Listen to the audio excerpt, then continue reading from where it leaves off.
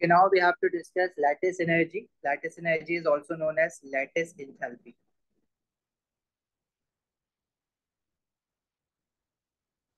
The lattice energy, or is also known as lattice enthalpy,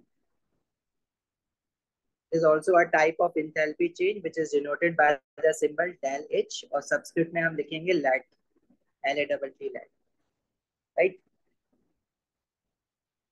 अच्छा, इसमें क्या होता है, अगर कोई आयनिक कंपाउंड हमारे पास बनता है like NaCl, sodium chloride is an ionic compound.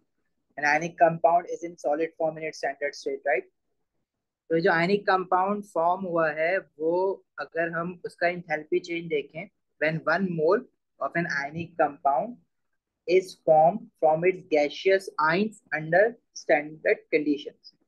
अब gaseous ions सोडियम और क्लोराइड आइन होंगे, क्योंकि जो एलिमेंट्स यूज हुए हैं सोडियम क्लोराइड को बनाने के लिए वो सोडियम और क्लोरीन है. तो sodium gaseous ion would be sodium +1 as it is from group 1, और NaCl में सोडियम का जो चार्ज है +1 है, गैशियस स्टेट, और क्लोराइड आइन गैशियस स्टेट. अब now I am using the word standard conditions. तो स्टैंडर्ड कंडीशन इसलिए कह रहे हैं क्योंकि जो आयनिक कंपाउंड फॉर्म हुआ है वो अपनी स्टैंडर्ड कंडीशन में फॉर्म हुआ है. सारे आयनिक कंपाउंड्स रूम टेम्परेचर पे सॉलिड ही मिलेंगे आपको, कोई भी लिक्विड या गैस नहीं हो सकता, because ionic compounds they have very high melting points and boiling points. Reason being because they have giant ionic lattice, so huge amount of energy is required to break large network of ionic bonds. ऐसा ही है. अच्छा, इस definition को हम define किस तरह से करेंगे? It is the enthalpy change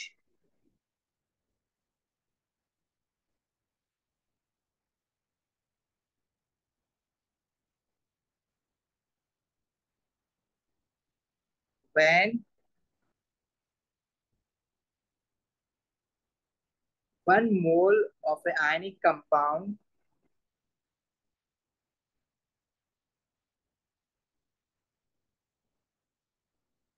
is formed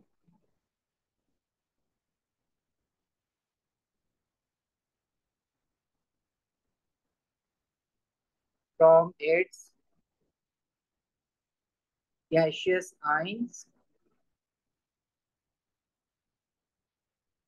under standard conditions.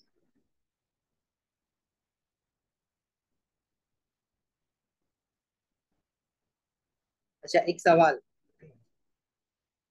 What do you think this lattice enthalpy of sodium chloride should be, positive or negative?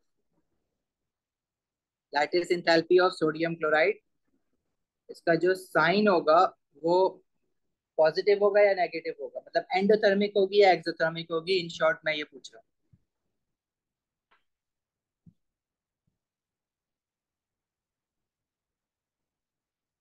जल्दी से जवाब दो.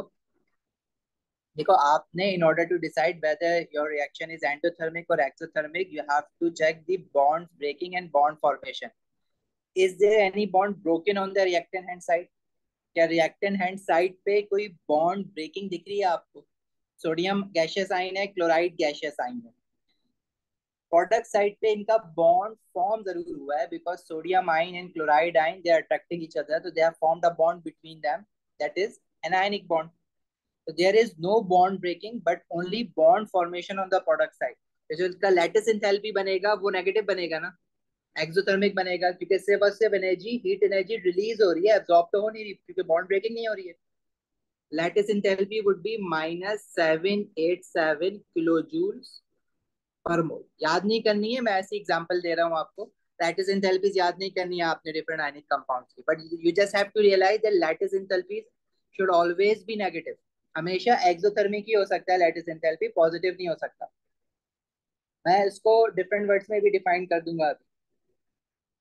अच्छा, अब let's take an example of another ionic compound which is magnesium chloride. अच्छा, by definition of lattice enthalpy, 1 mole of an ionic compound should be formed. So we have to keep 1 mole with magnesium chloride. तो जो भी balancing करनी होगी वो equation के left hand side पे करेंगे. 1 mole of an ionic compound is formed from its gaseous ions under standard conditions. Magnesium chloride के जो गैशियस आइंस होंगे वो मैग्नीशियम आइन होगा. Now we know magnesium is from group 2, it forms the charge of 2 positive. But from the formula of MgCl2, you can also determine the charge of magnesium or oxidation state of magnesium. It is +2. ये magnesium gaseous आइन हो जाएगा और chloride negative gaseous आइन। अब balance करना पड़ेगा equation को, तो 2 मोल ऑफ क्लोराइड आइन हो जाएंगे, बिकॉज हमें मैग्नीशियम क्लोराइड का 1 मोल ही रखना। क्लियर है यहाँ तक बात? अच्छा, इसका अगर लैटिस एंथैल्पी की वैल्यू मैं आपको बताऊं तो ऑब्वियसली ये भी नेगेटिव एक्सोथर्मिक की होगी, क्योंकि there is only bond formation taking place and the value for this is -2526 kilo joule per mole. Clear है? देखो, लैटिस एंथैल्पी ना एक्चुअली 2 टाइप्स की होती है। अगर हम इसको अपोजिट डिफाइन करें ना, तो lattice enthalpy can be of 2 types. Lattice formation enthalpy, इसमें आयनिक कंपाउंड फॉर्म होगा। अगर इसी आयनिक कंपाउंड को हम वापस ब्रेक डाउन करें इनटू इट्स आइंस, वापस तोड़ दें और आइंस अलग अलग कर दें, दोबारा गैसियस आइन बना दें, तो this would be called as lattice dissociation enthalpy. Dissociate कर दिया ना, आइंस को अलग अलग कर दिया।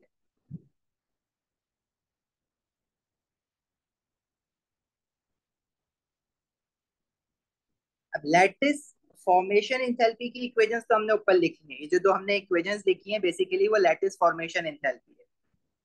दैट से अगर हम कहें कि एक आयनिक कंपाउंड बना है हमारे पास, बेरियम सल्फेट, ठीक है। अब बेरियम आइन लेंगे, इसमें हम गैसियस आइन, और सल्फेट आइन लेंगे। सल्फर और ऑक्सीजन को अलग अलग नहीं लेंगे। जो कैटाइन और एनाइन है आयनिक कंपाउंड में, वही हमें लिखना है। अगर तो वो सिंगल कैटाइन या एनाइन है वो लिखेंगे, अगर वो पॉली एटॉमिक है, जैसे सल्फेट आइन जो है वो एक पॉली एटॉमिक या मोलिकुलर आइन है ना, सल्फर और ऑक्सीजन कंबाइन होकर उन पे एक ओवरऑल चार्ज आ रहा है। ये तो हो गई lattice formation enthalpy. Lattice dissociation enthalpy क्या होगी? Let's say if we have an ionic compound of 1 mole और उसको हम डिसोसिएट कर दें या वापस आइंस अलग अलग कर दें, उसके बेरियम 2 पॉजिटिव गैसियस आइन अलग कर दें और SO4 2 नेगेटिव गैसियस आइन अलग कर दें, तो ये क्या बनेगी फिर? एक्सोथर्मिक या एंडोथर्मिक? दोनों का बता दो। Formation enthalpy will lattice formation enthalpy will always be exothermic, क्योंकि सिर्फ और सिर्फ बॉन्ड फॉर्मेशन हो रही है। And lattice dissociation enthalpy would always be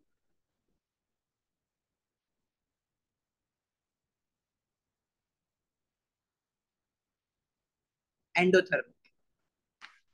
right? समझ आई बात? क्योंकि वहां पे सिर्फ और सिर्फ डिसोसिएशन में बॉन्ड ब्रेकिंग हो रही है, फॉर्मेशन तो नहीं हो रहा ना प्रोडक्ट साइड पे कुछ भी।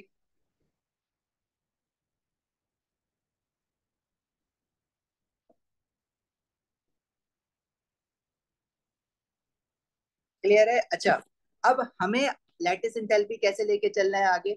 हम जो लैटिस एंथैल्पी को डिफाइन करेंगे वो लैटिस फॉर्मेशन एंथैल्पी डिफाइन करेंगे। हमारे ए लेवल के सिलेबस में लैटिस डिसोसिएशन एंथैल्पी नहीं है इंक्लूडेड, तो लैटिस फॉर्मेशन एंथैल्पी है। अगर आप बुक्स पढ़ोगे जो कि पढ़नी चाहिए, उसमें आपको लैटिस फॉर्मेशन एंथैल्पी अलग से डेफिनेशन मिलेगी, लैटिस डिसोसिएशन एंथैल्पी अलग से डेफिनेशन मिलेगी। हम लैटिस फॉर्मेशन और डिसोसिएशन का नाम नहीं लेंगे, हम सिर्फ लैटिस एंथैल्पी बोला करेंगे। And by default when we are saying lattice enthalpy we mean lattice formation enthalpy. ठीक है, हम फॉर्मेशन की ही बात करेंगे लेकिन उसको फॉर्मेशन नहीं कहेंगे, लैटिस एंथैल्पी ही कहेंगे। क्लियर हो गई बात? अच्छा, अब lattice formation enthalpy will always be negative. अब जैसे हमने 2 एग्जांपल ली, मैग्नीशियम क्लोराइड की और सोडियम क्लोराइड की।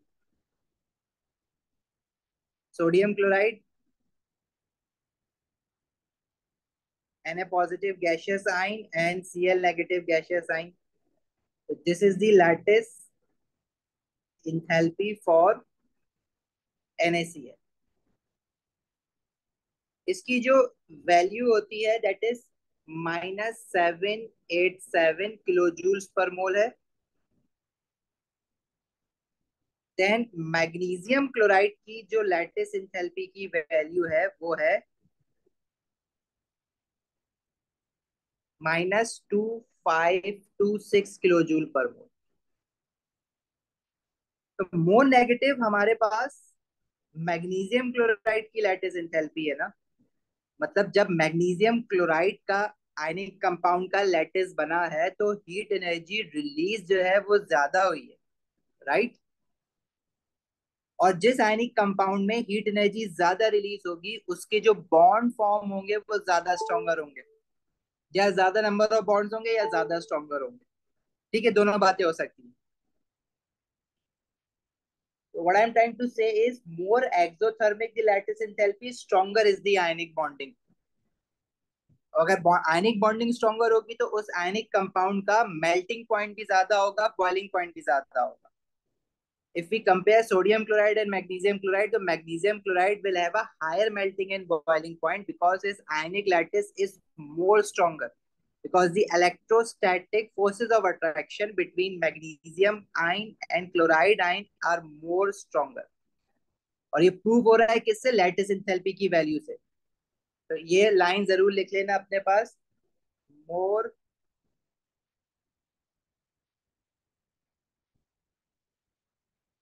एक्सोथर्मिक लैटिस एंथैल्पी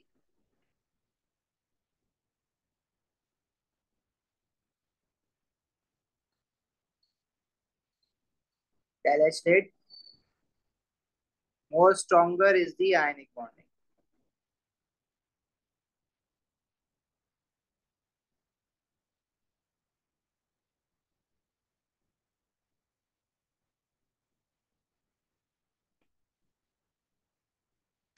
क्लियर है? कोई सवाल यहाँ तक?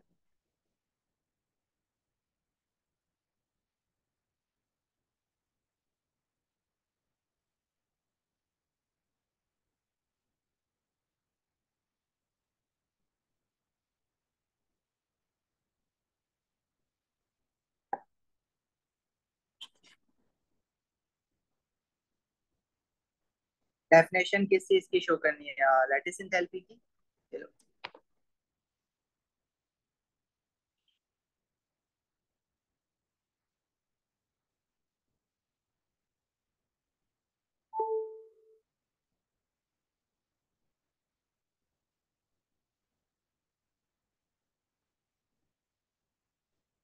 चले आगे बढ़े एल्सा।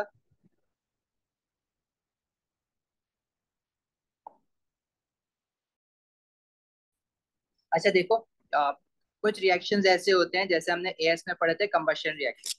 अब combustion reaction, let's say we have combustion of methane, या कोई और फ्यूल ले लेते हैं, ऑक्टेन ले लेते हैं, हमने उसका क्वेश्चन भी किया होता है एएस में। तो जब when 1 mole of a compound is burned in excess of oxygen, then the enthalpy change is known as enthalpy change of combustion। अगर इसको एक्सपेरिमेंटली फाइंड आउट करना हो तो हम किस तरह से करते हैं? हमारे पास कैलोरीमेट्रिक टेक्निक थी, याद है वो? इस तरह का जो अपैरेटस था, एक हमारे पास फ्यूल लैम्प था जिसके अंदर हमने फ्यूल लिया था, उसके ऊपर there was a container containing water. ठीक है। And temperature of the water rose was measured by a thermometer, और उसके बाद हमने फॉर्मूला लगाया था Q is equals to mc delta t। and in order to find the enthalpy change, what we did, we divided this energy or heat exchange by moles of fuel burn। We can directly experimentally calculate the enthalpy change for this reaction। लेकिन फिर हमने realise किया था कि बहुत सारे ऐसे experiments हैं जिसमें इंथैल्पी चेंज ऑफ फॉर्मेशन या कंबशन या enthalpy change of a reaction हम डायरेक्ट किसी एक्सपेरिमेंटल मेथड से नहीं निकाल सकते थे। तो उसके लिए हमने क्या यूज किया था? जिन रिएक्शंस का इंथैल्पी चेंज मैं डायरेक्टली नहीं निकाल सकता, उसके लिए फिर हमने कौन सा मेथड यूज किया था? जरा नाम बता दो जल्दी से।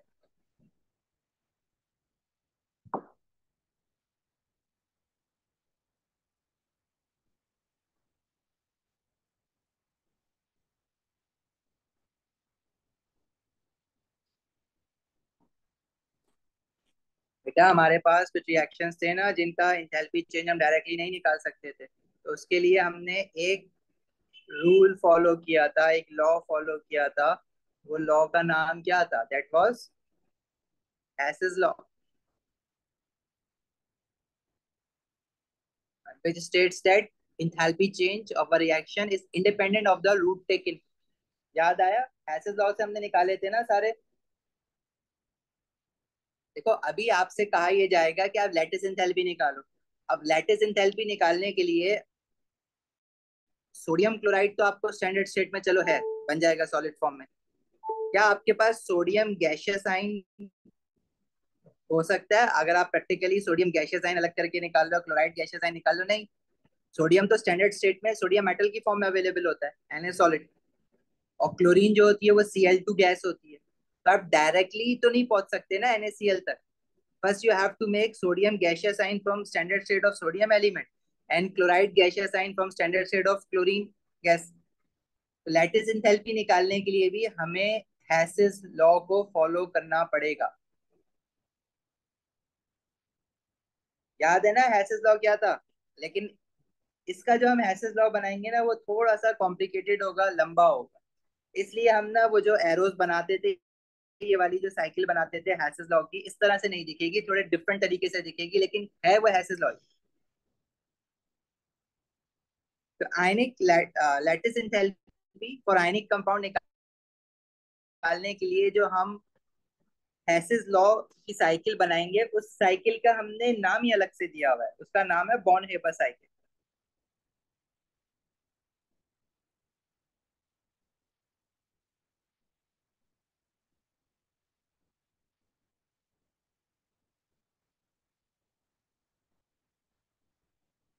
सही है। As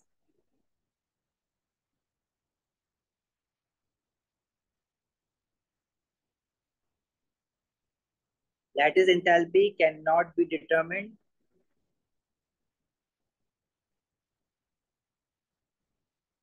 by single direct experiment,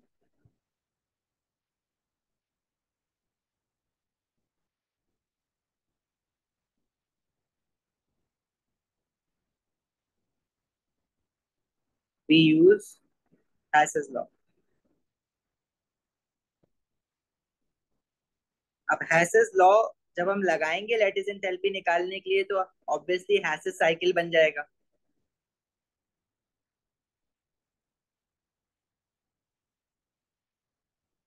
और वो जो हैसेस साइकिल बनेगी in order to find lattice enthalpy, उसको हम कहते हैं बॉर्न हेबर साइकिल।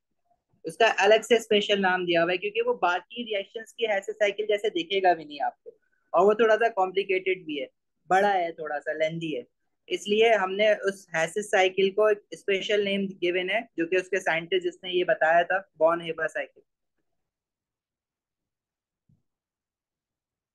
ठीक है, ये सीखनी है आज।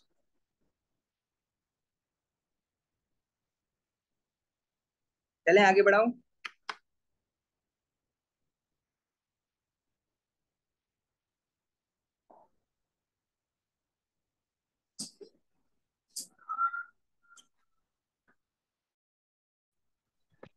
अच्छा, देखो हमने करना क्या है। सिंपल आयनिक कंपाउंड लेते हैं पहले, सोडियम क्लोराइड। और उसकी जो लैटिस एंथैल्पी की इक्वेशन बनेगी, when one mole of an ionic compound is formed from its gaseous ions। तो इसमें जो सोडियम आइन और क्लोराइड आइन है, तो सोडियम +1 होता है गैशियस आइन, और क्लोराइड -1 होता है, उसका भी हम गैशियस आइन ले लेंगे। सही है। और इस रिएक्शन का जो इंथैल्पी चेंज है वो सोडियम क्लोराइड की लैटिस एंथैल्पी है। देखो कुछ रूल्स फॉलो करने हैं, जैसे हम यहाँ पे बनाएंगे, आपने बाकी साइकिल भी वैसे ही बनानी है।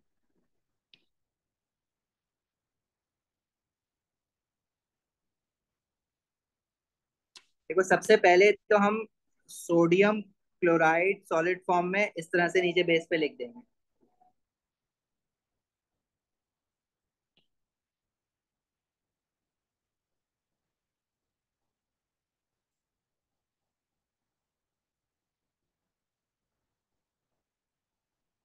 अच्छा, उससे ऊपर एक लाइन बनाएंगे लेफ्ट साइड पे, और उसमें जो है हम लोग जो भी आयनिक कंपाउंड है उसके स्टैंडर्ड स्टेट में एलिमेंट्स लिखेंगे।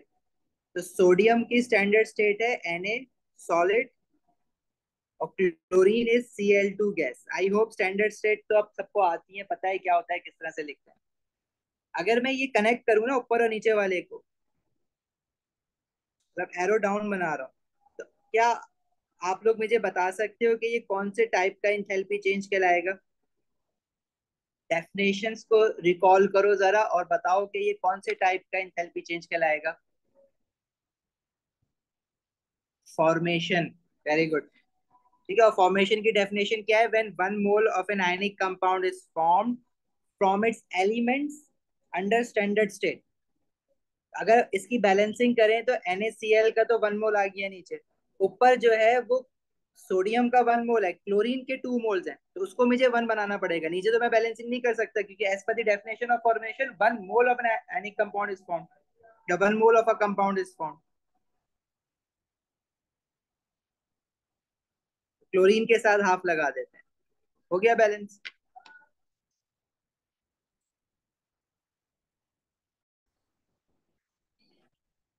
अच्छा जी, मूविंग ऑन।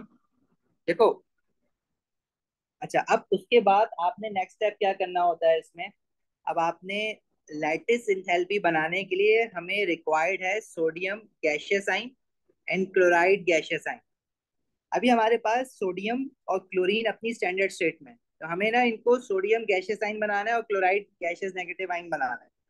तो मैं डायरेक्टली नहीं बना सकता, बीच में देखो, सबसे पहले तो हम सोडियम के साथ डील करते हैं, स्टेप बाय स्टेप डील करते हैं इसको। सोडियम सॉलिड स्टेट से पहले हम इसको गैशियस एटम बनाते हैं। अच्छा, क्लोरीन को ना मैं अभी छेड़ ही नहीं रहा, मैं सिर्फ सोडियम पे वर्क कर रहा हूँ। अभी क्लोरीन जैसा नीचे लिखा है वैसे ही ऊपर लिख दो। अभी फिलहाल स्टेप बाय स्टेप चलेंगे, फिर बाद में जब हम यूज टू हो जाएंगे इसके तो फिर हम लोग जंप कर सकते हैं। अभी फिलहाल क्लोरीन को नहीं छेड़ो, सिर्फ सोडियम को छेड़ो।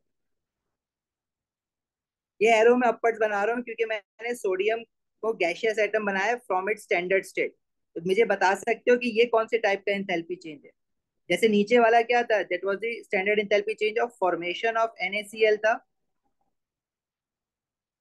अब मुझे ये बता सकते हो कि सोडियम गैशियस आइन बना है फ्रॉम इट्स स्टैंडर्ड स्टेट, तो ये टाइप ऑफ एंथैल्पी चेंज क्या है? ये भी हमने अभी A2 में पढ़ा है इसकी डेफिनेशन, ऑटोमाइजेशन के नाम से पढ़ी थी। ऑटोमाइजेशन क्या है? It is the enthalpy change when one mole of a gaseous atom is formed from its standard state. देखो अपने लेक्चर्स में सबके पास लिखी हुई है डेफिनेशन। फहद, आमना, इल्सा, जवाद, मावीन, मारूज, फरहान, बेटा जल्दी से देख के बताओ, लिखा हुआ है ये डेफिनेशन सबके पास?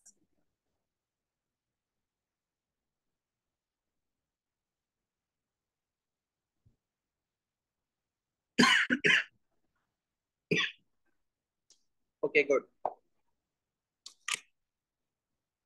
तो ये वाला जो इंथैल्पी चेंज है जिसमें सोडियम गैशियस आइन बनाया है फ्रॉम इट्स स्टैंडर्ड स्टेट, वो है enthalpy change of automisation, standard enthalpy change of automisation of sodium. लेकिन हमें तो सोडियम गैशियस आइन में चाहिए ना, अभी भी वो गैशियस एटम बना है, गैशियस प्लस वन आइन तो नहीं बना। तो मुझे सोडियम के साथ एक स्टेप और करना पड़ेगा अभी।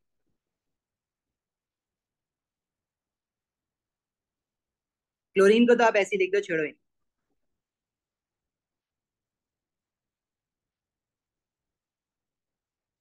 अच्छा, अब सोडियम प्लस वन गैशियस आइन बनाना है। अच्छा फहद, मैंने हैंड आउट भेजा हुआ है, उसमें लिखी हुई है डेफिनेशन, तो वहां से देख के पढ़ लेना एक बार, याद होनी चाहिए डेफिनेशन। और रिकॉर्डेड लेक्चर आपके पास है ड्राइव पे, तो उसको देख लेना क्लास प्लीज। अच्छा, sodium plus one gaseous ion कैसे बनाएंगे आप? रिकॉल करो आयनाइजेशन एनर्जी की डेफिनेशन। आयनाइजेशन एनर्जी क्या कहता है? When one mole of a gaseous ion is formed from its gaseous atom. देखो भाई, आयनाइजेशन एनर्जी ये तो नहीं कहती ना कि when one mole of a gaseous ion is form from its standard state. Standard state से तो नहीं जाते हम आयनाइजेशन एनर्जी में। आयनाइजेशन एनर्जी में हम जाते हैं गैशियस एटम से गैशियस आयन में। इसीलिए हम डायरेक्ट Na, कॉमन मिस्टेक बच्चे क्या करते हैं इसमें, डायरेक्ट Na सॉलिड से वो गैशियस आयन दिखा देते हैं, मतलब एक स्टेप भूल ही जाते हैं बीच में, ऑटोमाइजेशन वाला। तो पहले आप ऑटोमाइजेशन करोगे, स्टैंडर्ड स्टेट से गैशियस एटम में लेके जाओगे किसी भी एलिमेंट को, उसके बाद आप उसकी आयनाइजेशन करोगे। Sodium will lose one electron to form sodium gaseous plus one ion. अभी जो इलेक्ट्रॉन लूज हुआ है वो हम यहाँ बाहर लिख देंगे, वन इलेक्ट्रॉन। और ये जो इंथैल्पी चेंज हमारे पास बनेगा, this is the first ionization energy of sodium. इसको हम यूं भी लिख सकते हैं, del H I E one of sodium. अब लैटिस एंथैल्पी निकालने के लिए हमें सोडियम गैशियस आयन चाहिए था, वो तो हम वहां तक पहुंच गए। अब आपको क्लोराइड गैशियस नेगेटिव आयन भी चाहिए ना, तो उसके लिए अब आप क्लोरीन पे काम करोगे।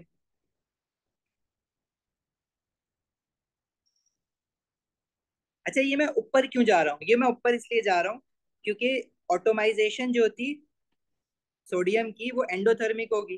जब भी आप किसी गैशियस एटम बना रहे हो फ्रॉम इट स्टैंडर्ड स्टेट, तो ऑब्वियसली हीट करना पड़ेगा ना, सॉलिड से गैस में जाने के लिए हीट करना पड़ेगा, तो एंडोथर्मिक होगी, इसलिए एरो अपवर्ट बनाया फॉर एंडोथर्मिक। इसी तरह in order to remove an electron you have to supply energy, तो ionization energy are always endothermic, इसलिए एरो अपवर्ट जा रहा है। अब सोडियम जिस फॉर्म में हमें चाहिए, सोडियम गैशियस प्लस बनाइन, वो तो बन चुका है, उसको तो हम नहीं छेड़ेंगे। अब आ जाओ क्लोरीन पे। अब क्लोरीन के साथ भी यही स्टेप्स करने होंगे। हमें क्लोरीन का गैशियस एटम बनाना है पहले तो,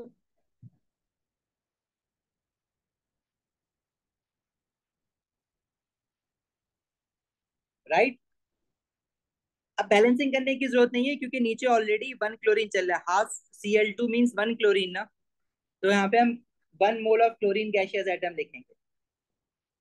ये क्या हो जाएगी? Automisation of chlorine when one mole of a gaseous atom is from its element in standard state. अब क्लोरीन की स्टैंडर्ड स्टेट है ही गैस।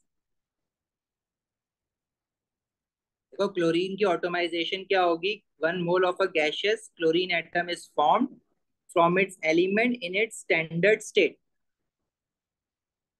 बैलेंसिंग जो होगी वो तो राइट साइड पे तो नहीं कर सकते क्योंकि बाय डेफिनेशन हमने डिफाइन कर लिया है कि one mole of a gaseous chlorine atom is form, तो जो भी बैलेंसिंग होगी इक्वेशन के लेफ्ट हैंड साइड पे करेंगे। तो this enthalpy change is the automisation for chlorine, और ये भी एंडोथर्मिक होगी बिकॉज ऑटोमाइजेशन और ऑलवेज एंडोथर्मिक। ऑटोमाइजेशन हमेशा एंडोथर्मिक होती है, आयनाइजेशन हमेशा एंडोथर्मिक होती है। ठीक है, फॉर्मेशन पॉजिटिव नेगेटिव दोनों हो सकती है। Lattice enthalpy is always negative. तो ये सारी ना हम आखिर में अभी समराइज करके लिख भी लेते हैं, एएस में भी लिखा था, यहाँ भी लिख लेंगे कि कौन कौन सी इंथैल्पी चेंज सिर्फ एंडोथर्मिक होती है, कौन कौन सी इंथैल्पी चेंज सिर्फ एक्सोथर्मिक होती है, और कौन कौन सी दोनों हो सकती हैं।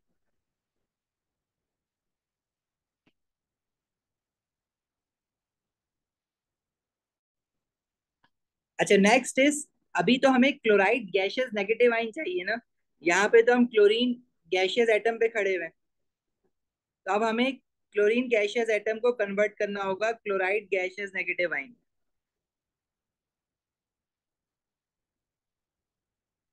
सोडियम वैसा ही है, प्लस वन गैशियस आइन, उसको हम नहीं छेड़ेंगे, उस पर सारा काम हो चुका हुआ है। अब जो करना है क्लोरीन के साथ करना है। अब ये जो हमारा लास्ट था वो था ऑटोमाइजेशन ऑफ क्लोरीन, ये भी एंडोथर्मिक है।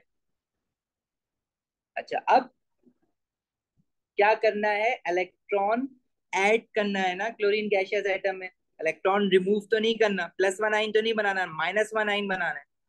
तो फर्स्ट इलेक्ट्रॉन एफिनिटी मुझे बताओ, एंडोथर्मिक होगी या एक्सोथर्मिक होगी? रिकॉल करके डेफिनेशन देखो जल्दी से।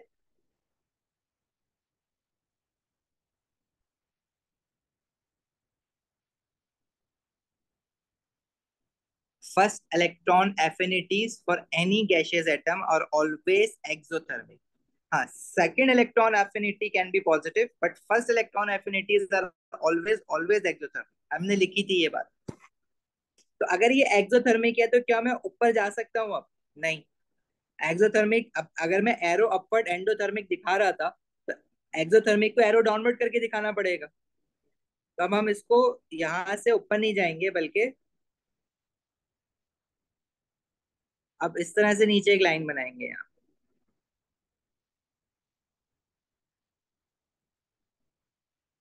And this should be first electron affinity. Electron affinity को हम ई ए से लिख रहे हैं, वन क्लोरीन गैशियस एटम की, this is first electron affinity. सही है, सोडियम गैशियस आइन तो वैसी है इसमें, उसको तो कुछ नहीं हो रहा। क्लोरीन गैशियस एटम जो है वो वन इलेक्ट्रॉन गेन करके क्लोराइड गैशियस आइन बन जाएगा। और ये वन इलेक्ट्रॉन आएगा कहाँ से? जो सोडियम एटम ने लूज किया था, जो कि हम साथ लेके चल रहे थे ना। तो इसलिए ये first electron affinity arrow downward जाएगा लाइक दिस।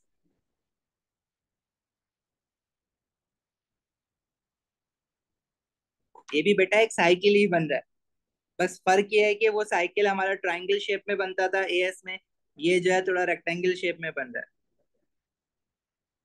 अच्छा, हम इंटरेस्टेड किस में थे? हमें तो lattice enthalpy for sodium chloride निकालना था ना। और लैटिस एंथैल्पी के लिए हमने इक्वेशन क्या बनाई थी सोडियम क्लोराइड की? When 1 mole of an ionic compound is formed from its gaseous signs। तो अब सोडियम +1 गैशियस साइन और क्लोराइड -1 गैशियस साइन से हम लोग नीचे आ जाएंगे। 1 mole of an ionic compound that is sodium chloride is form. और ये जो एरो डाउनवर्ड्स है ये लैटिस इंथैल्पी है। और ये डाउनवर्ड्स क्यों आ रहा है? क्योंकि लैटिस इंथैल्पीज हम जो पढ़ रहे हैं वो फॉर्मेशन इंथैल्पी है, हमेशा नेगेटिव होती है।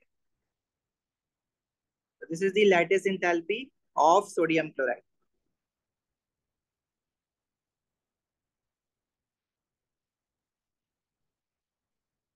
ये रहे यहाँ तक बात। अच्छा, अब देखो, हैसेस लॉ बनाने के बाद हम एक इक्वेशन बनाते थे। इनमें से सारी वैल्यूज नोन होंगी, कोई एक अननोन होगी। For now let's say lattice enthalpy is unknown, बाकी सारी नोन है। तो अब आपने इस साइकिल को कहीं से भी आप उसको फॉलो कर सकते हो। जैसे मैं यहाँ से फॉलो कर रहा हूँ, ठीक है, ऑटोमाइजेशन ऑफ सोडियम से। इक्वेशन में जो फर्स्ट इंथैल्पी चेंज आएगा that would be your atomisation of sodium. फिर उसके ऊपर जाओगे तो this is the first ionization energy of sodium. उसके और ऊपर जाओगे तो this is your atomisation of chlorine.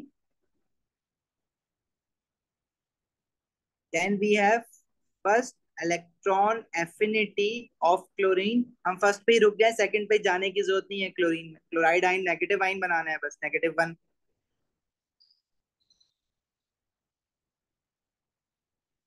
देखो ये एरोस फॉलो ही कर रहे हैं ना एक दूसरे को अभी तक। हेड टू टेल जा रहा हूँ मैं, जैसे फिजिक्स में जाते हो ना, हेड टू टेल चल रहा है अभी तक। ये एरो गया ऑटोमाइजेशन वाला, फिर first ionization energy of sodium वाला, फिर ऑटोमाइजेशन ऑफ क्लोरीन वाला, फिर first electron affinity of chlorine, then lattice enthalpy of sodium chloride. तो ये भी हेड टू टेल ही है। मतलब मैं ये वाली चीज भी इक्वेशन के इसी साइड पे लिखूंगा प्लस करके, lattice enthalpy of sodium chloride. अच्छा, अब अगर मैं ये वाला एरो देखूं, लेटिस इंथैल्पी का जहाँ खत्म हो रहा है और ये जो फॉर्मेशन वाला था, अब ये तो फॉलो नहीं कर रहे ना, ये तो हेड टू हेड सामने सामने आ गए, हेड टू टेल नहीं है। तो जो formation lattice for enthalpy change of formation of sodium chloride है, वो मैं इक्वल्स टू लिख के उसके राइट साइड पे लिखूंगा।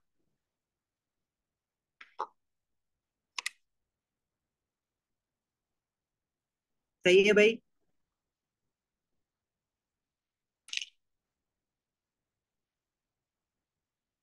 क्लियर है यहाँ तक?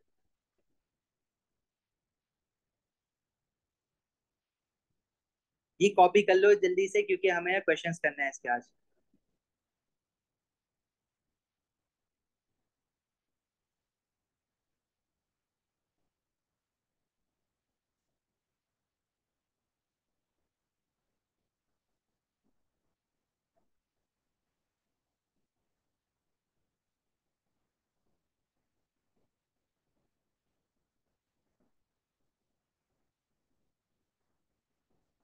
Late me know when you are done.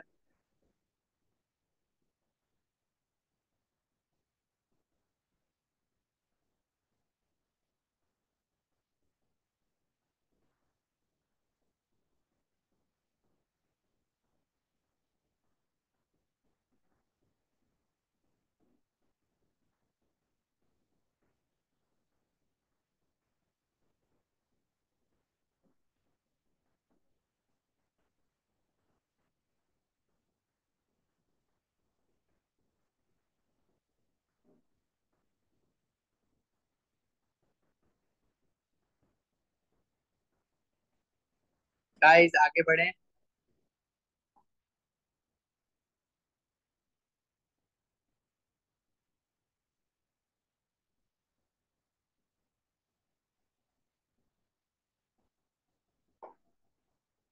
Fahad, इल्सा,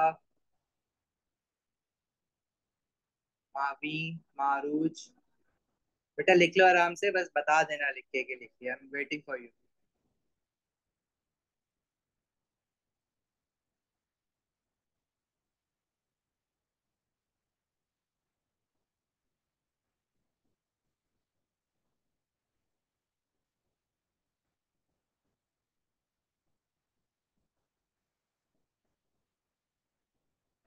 this cycle is known as Born Haber cycle.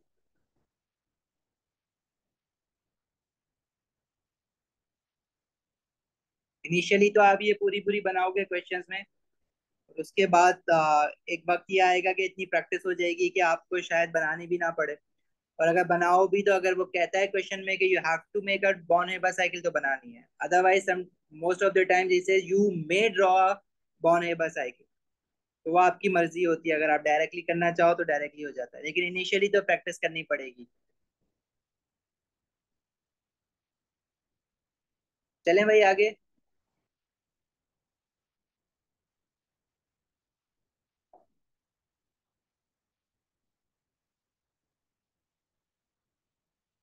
हो गया है ना सबका? ओके।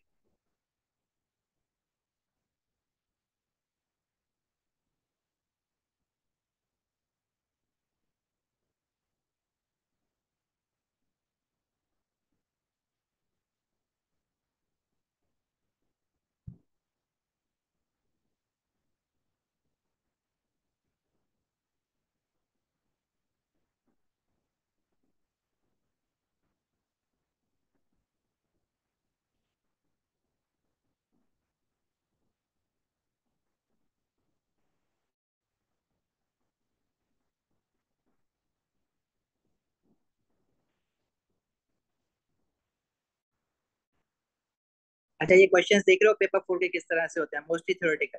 ठीक है, 3 मार्क्स। आंसर याद हुआ होगा, इसका आंसर याद हुए होंगे इन शॉर्ट। तो अच्छे खासे मार्क्स आपके ना ऐसे ही अर्न हो जाता है यहाँ पे। अच्छा लैटिस इंथैल्पी निकालना है, मार्क्स मैं बता देता हूँ। ज्यादा मार्क्स का नहीं आता ये, 3 मार्क्स। ये सारा काम जो है ना 3 मार्क्स के लिए, 3 मार्क्स भी बहुत होते हैं। और ये जब प्रैक्टिस हो जाएगी तो जल्दी जल्दी बनेगा। अच्छा यहाँ पे आपको टेबल में कहा हुआ है, अच्छा पहले कहा हुआ है use the data in the table below and relevant data from the data booklet. अब you guys know that you are not given the data booklet in exams. आपको जो भी डाटा रिक्वायर्ड है फ्रॉम डाटा बुकलेट वो आपको question के साथ ही दे देंगे। लेकिन ये क्वेश्चन जो है वो 2022 से पहले का है, तो इसमें डाटा बुकलेट को हम यूज करेंगे और डाटा बुकलेट से सिर्फ आयोनाइजेशन एनर्जीज देखना है, बाकी और कुछ नहीं देखना। लेकिन अब आपको पता है कि अब आपके पास जो एग्जाम आएगा उसमें आयोनाइजेशन एनर्जी पीछे डाटा बुकलेट में नहीं होंगी, क्वेश्चन के साथ ही मेंशन कर देगा। करना क्या है, you have to calculate lattice energy for potassium oxide K2O। Lattice energy निकालनी है। ठीक है, देख लो इस क्वेश्चन को साथ साथ कर सकते हो तो बहुत अच्छी बात है। अब potassium oxide is an ionic compound जिसकी लैटिस एनर्जी हमें निकालनी है, तो हमें पता है कि नीचे एक इसको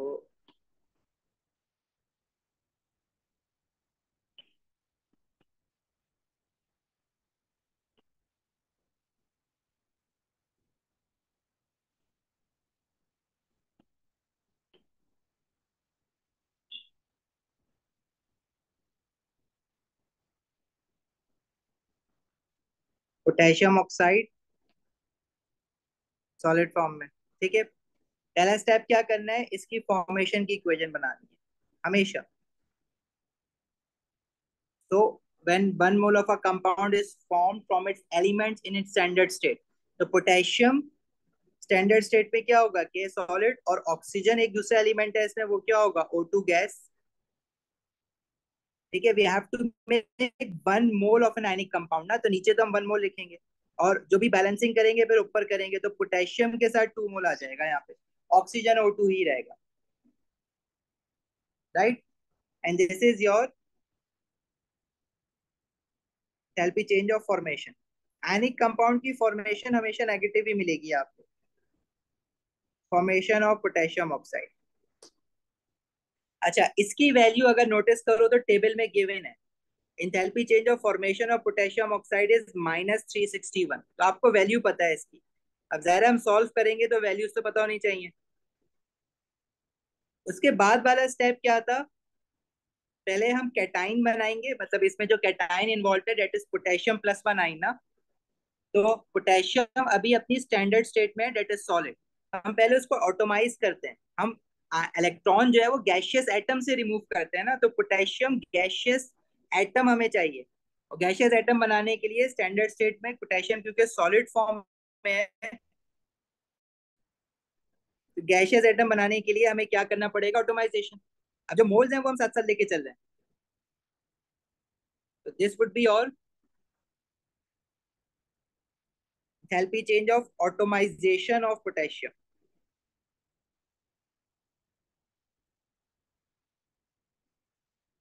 अच्छा, ऑटोमाइजेशन ऑफ पोटेशियम की वैल्यू भी देखो तो गिवन है, डेट इज +89।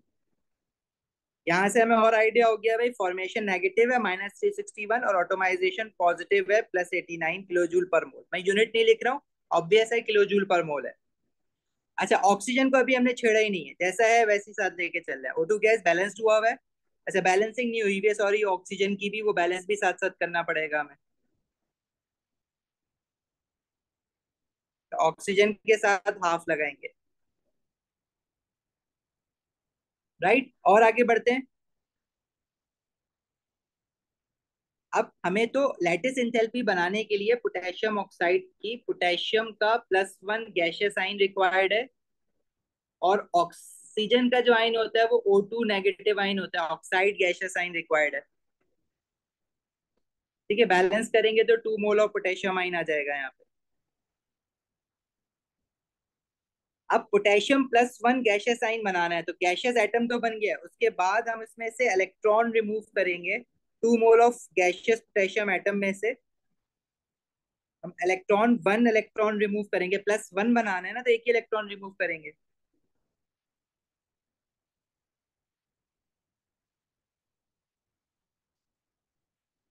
ऑक्सीजन वैसे ही चल रहा है। अब देखो, एक पोटेशियम में से 1 मोल ऑफ पोटेशियम में से 1 इलेक्ट्रॉन रिमूव हुआ है, तो 2 मोल ऑफ पोटेशियम में से total 2 mole of electron remove होंगे, इसलिए मैं यहाँ पे 2 इलेक्ट्रॉन लिखूंगा। और ये जो हमारे पास एंथैल्पी चेंज आ रहा है वो गैशियस +1 आइन बना है, तो this is ionisation energy. Ionisation, first ionization energy of potassium. ठीक है, एक पोटेशियम का एक ही इलेक्ट्रॉन रिमूव है, तो फर्स्ट आयनाइजेशन एनर्जी होगी। ऐसे 2 मोल ऑफ पोटेशियम है, तो जो भी value first ionization energy of potassium की है, उसको मल्टीप्लाई बाय 2 कर देंगे बस।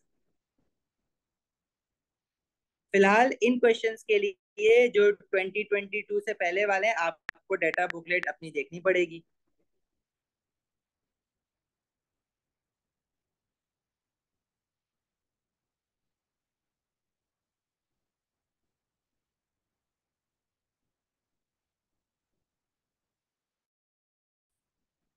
First ionization energy for potassium is +418 kilo joules per mole. ठीक है यहाँ तक।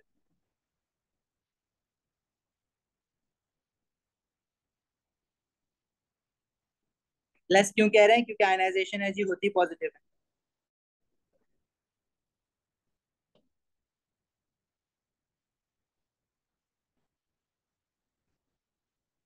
दिस इज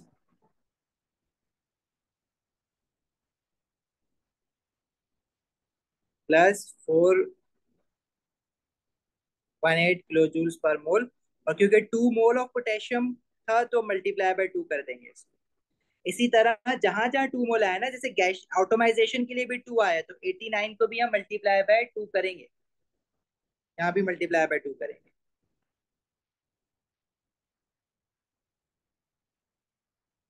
कोई सवाल यहाँ तक, कोई प्रॉब्लम?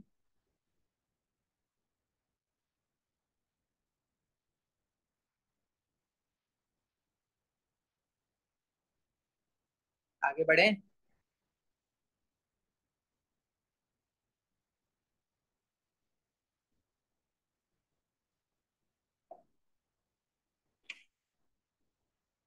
अच्छा, देखो आगे क्या होगा। अब जो पोटेशियम हमें चाहिए था +1 आइन की फॉर्म में, वो तो मिल गया है। अब ऑक्सीजन चाहिए O2 नेगेटिव आइन की फॉर्म में, तो अब जो काम होगा वो ऑक्सीजन पे होगा।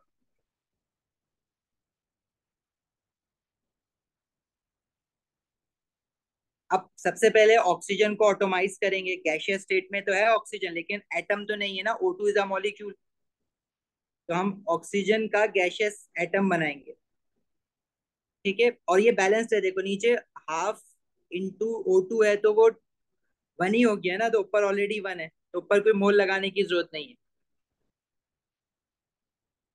This is the automisation energy of oxygen.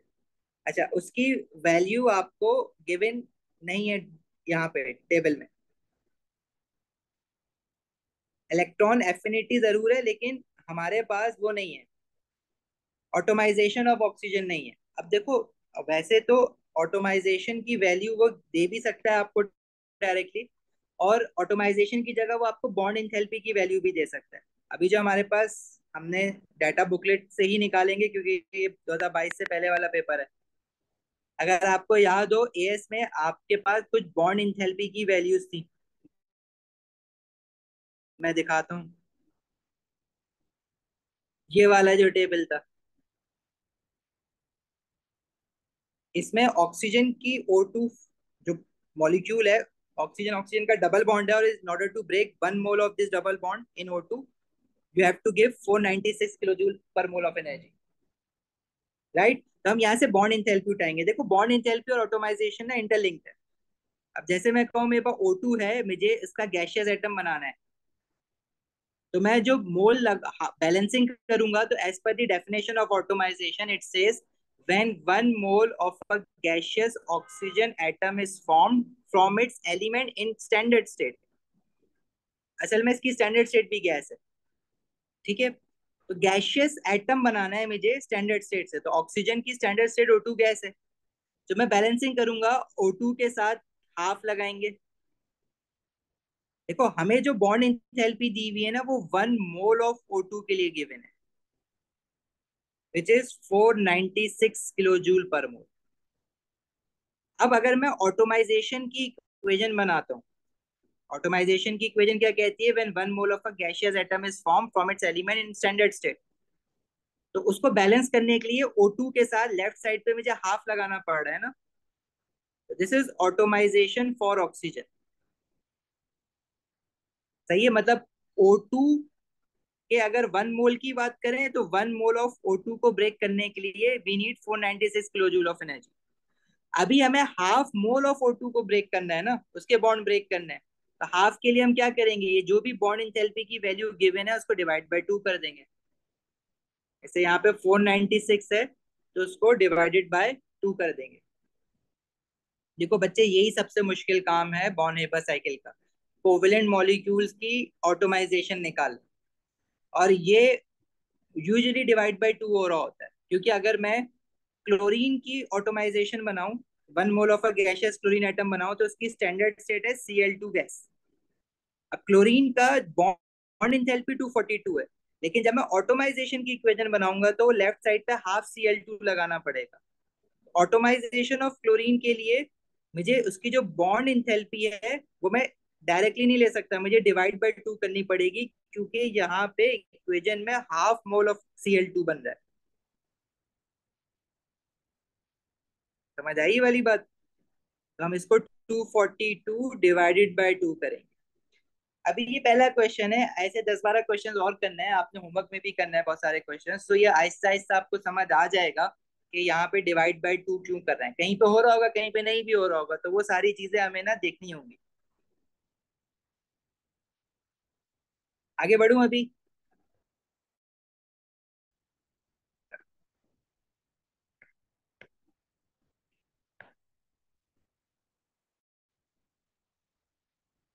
तो ऑटोमाइजेशन ऑफ ऑक्सीजन बेसिकली क्या है, bond enthalpy divided by 2। O2 की जो बॉन्ड इंथैल्पी है वो है 496, उसको डिवाइड बाय 2 करेंगे, क्योंकि बॉन्ड ब्रेकिंग है तो it should always B positive.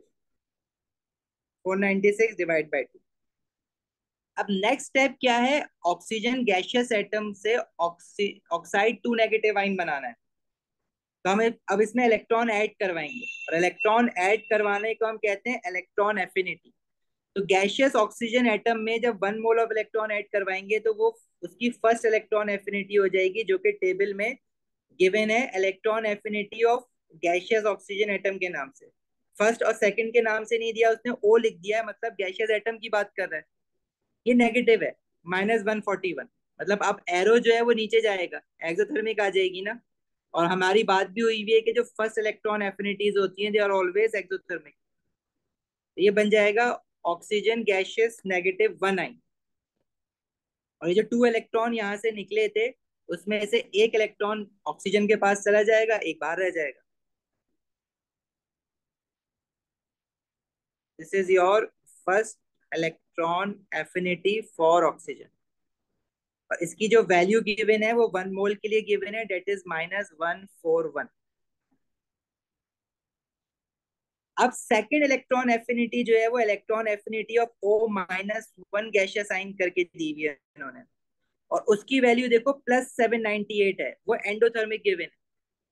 तब जब मैं ऑक्साइड -1 आइन में एक और इलेक्ट्रॉन ऐड करवाऊंगा ऑक्साइड 2 नेगेटिव आइन बनाने के लिए, तो मुझे हीट एनर्जी सप्लाई करनी है। और ये बात हमारी हो गई थी कि ऐसा क्यों होता है, क्योंकि जो एग्जिस्टिंग इलेक्ट्रॉन है वो अपकमिंग इलेक्ट्रॉन को रिपेल करने लगता है। ये ऑक्साइड 2 नेगेटिव आइन बनेगा like this, and this would be your second electron affinity of oxygen. और उसकी वैल्यू गिवन है +798।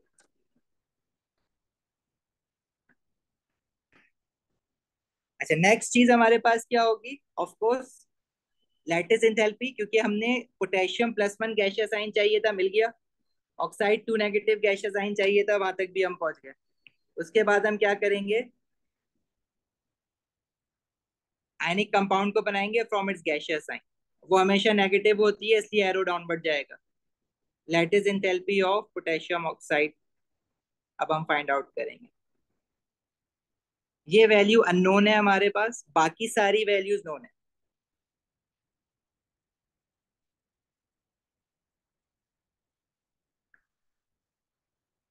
इसकी अगर इक्वेशन बनाओगे तो हम यहाँ से स्टार्ट करते हैं अपना वही फॉर्मेशन के ऊपर से। अब अगर मैं ये सिंबल्स ना लिखूं, डायरेक्ट वैल्यूज लिखूं तो भी सही है। तब अगर हम डायरेक्ट जो पहली ऑटोमाइजेशन ऑफ पोटेशियम है that is 2 × 89, then we have 2 × +418, then we have 496 ÷ 2।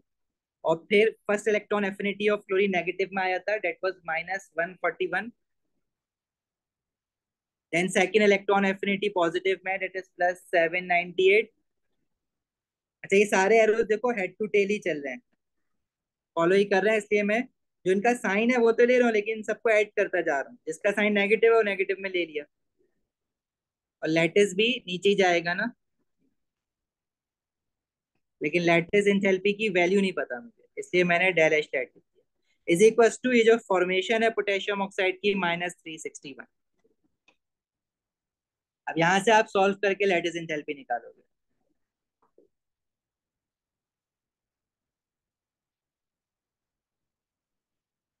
बताओगे क्या आ रहा है answer?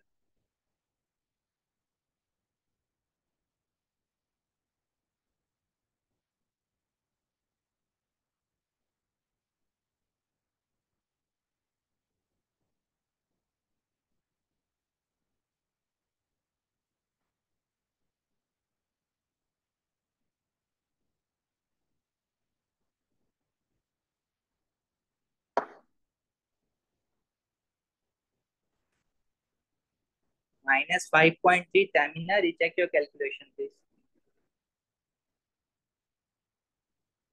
2 × 89 +2 × 418, then 496 divided by 2 -141 +798।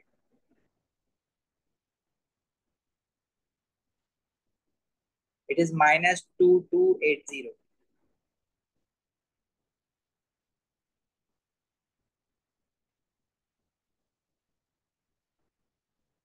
Kilo joule per mole. सही है भाई।